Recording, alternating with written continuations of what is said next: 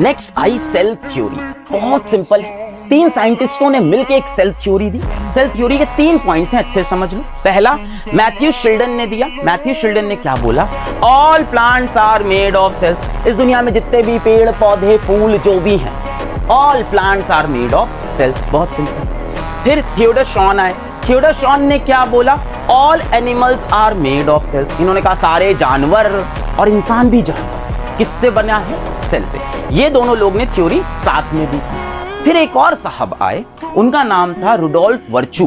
Rudolf virtue, इन्होंने बड़ी interesting बात बोली। इन्होंने कहा all cells came from pre existing cell. ध्यान से, all cells came from pre existing cell. यानी आज आप जो सेल देख रहे हो उसको जन्म देने वाली एक सेल रही होगी, और उस सेल को जन्म देने वाली भी कोई और सेल रही होगी, और उस सेल को जन्म देने वाली भी कोई और सेल रही होगी। तो इस दुनिया में पहली सेल कहां से आई? नहीं पता।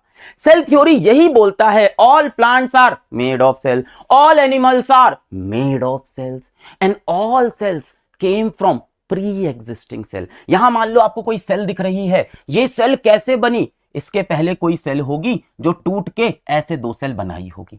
ये सेल कैसे बनी? इसके पहले कोई सेल रही होगी जिसने टूट के 2 सेल बनाई होगी। ये सेल कैसे बनी? इसके पहले कोई सेल होगी जिसने टूट के 2 सेल बनाई होगी। यानी इस दुनिया में कोई भी सेल उठा लो, कहां से आई है?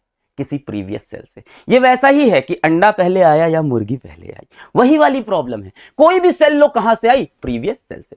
सेल थ्योरी क्लियर हो गई। All plants are made of cell, all animals are made of cell, and all cells came from pre-existing cells.